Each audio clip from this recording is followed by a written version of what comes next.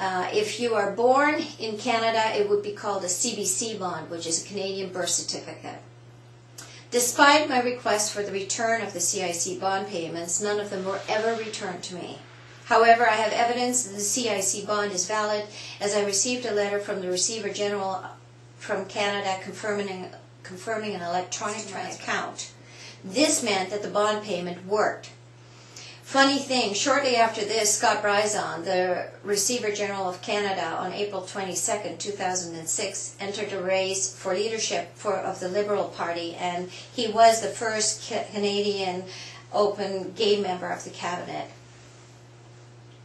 However, Andrew Burry had an aggressive agenda for me, and the bankers proceeded to foreclose on my home despite the CIC bond payment. I appeared before Justice Silverman on August 2005 with my 3 private witnesses. The game began when we were shuffled from one courtroom to another. Andrew Burry had stacks of foreclosure files, and he worked for more than one bank. I always wondered if this was not a conflict of interest.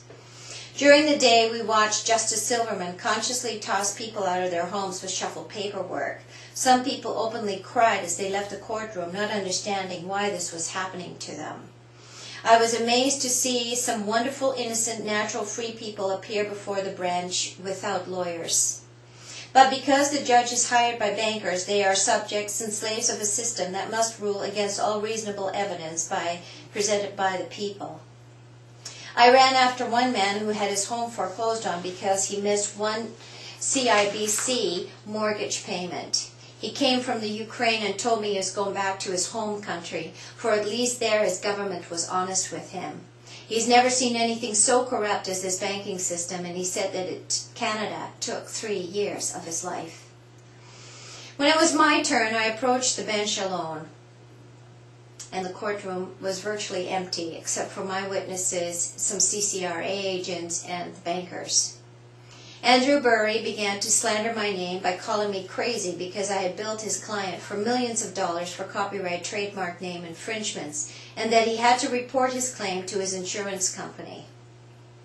He also said that I had billed CCRA for billions of dollars for copyright trademark name infringements.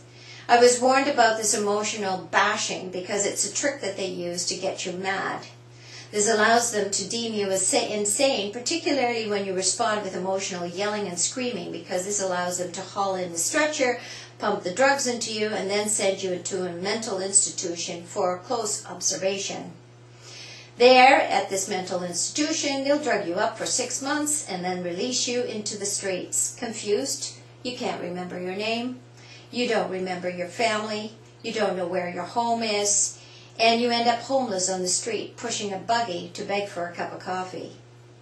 When the judge looked at me, he said, "Well, Miss Gravenhorst, I must ask you this question. Are you okay?" And because I was trained, I replied without emotion and said, "I'm fine," and proceeded with my evidence. I presented my affidavit number 2 and asked the judge, "Why am I here? I paid all my bills in good faith pursuant to the Bills of Exchange Act." That's when he said, "This doesn't look like a check." So I explained to him how I came upon its value. Then the judge turned to Burry and said, "Well, why is she here?" Andrew Burry said, "She didn't pay her property taxes, but she's completely up to date with her mortgage payments." So then I referred back to the affidavit. We discussed the home insurance company, Citadel, which was in debt to me for millions of dollars and had not paid me because I had revoked the original home insurance contract. Justice Silverman said, "Miss Gravenhorst, get a lawyer." It was 4 p.m., and regardless of all my evidence, Justice Silverman issued an order nisi which gives the vendor a 6-month window of opportunity to pay up again, like I did, or be subjected to an order for conduct of sale. Throughout all the paperwork issued by Andrew Burry, I responded with affidavits. There are 9 entered affidavits that claim common law jurisdiction on file at the Vancouver Court Registry. I use common law jurisdiction because I believe it has a Christed energy, as Jesus expressed his first anger in public in his temple to the money changers when they came in to charge usury interest rates on people. Common law jurisdiction lifts the veil of deceit and lets the judge know that you are a free man, free woman on land, and that he is a captain of ship of commerce governed by Admiralty maritime jurisdiction. In the meantime, I held my workshops out of my home, and 2 CCRA agents came to my workshop under fictitious names, Wilcox and Lauren Mania. Someone informed me that they were not from CCRA, but perhaps from CSIS, because CCRA doesn't have the espionage budget to hire professionals. These 2 agents obtained information about CCRA's debt to me and did not complete the workshop, and only Lauren paid. The tip-off about these 2 was that after a check on their names and their personal information, we drew complete blanks. After about a week later, I received a visit from a suspicious courier who worked out of a van down the street with an accomplice. My neighbors saw this and reported everything to me because I educated them on what I was doing. My neighbors were my biggest supporters. I urge you to get to know your neighbors. Have a cup of coffee with them. Find out who they are, because they can be a big help to you in times of need. As my neighbors knew the truth, and over the past 13 years, we developed a strong friendship. Every time I had a party, they were invited, and every time they had a party, I was invited. We were the neighborhood block watch in the truest sense, supporting one another through good times and bad times. I urge you to get to know your neighbors.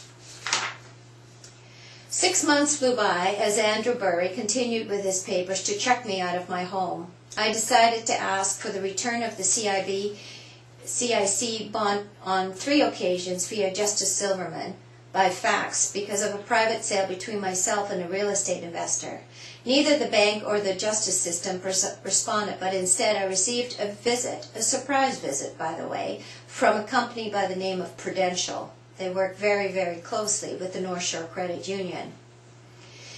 Friends encouraged me to sell immediately, so I hired my real estate agent, Michael Shellhouse from Remax. Michael knew what I was doing as I showed him all my court documents, and I have a witness visiting from Ottawa to confirm all of this.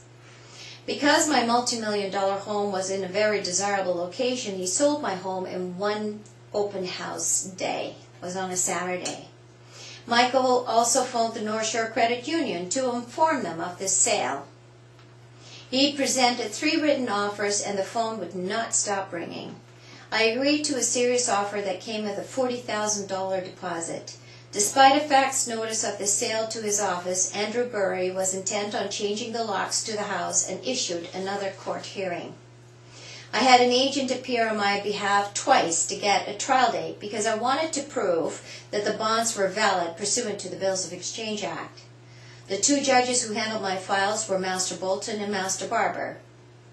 They would not grant a trial to my agent, so I showed up on the last court date with over 10 witnesses and Michael to prove that the house was sold before Master Bolton. In front of these witnesses in a chamber session, I stated my common law jurisdiction claims as agent for the capitalized name.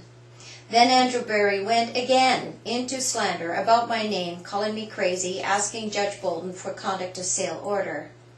When he was finished, I introduced my affidavit 12, and the judge asked me if Andrew Burry had seen it. I said, no, I didn't hire him. He was supposed to act for the bank. Why would I need to discuss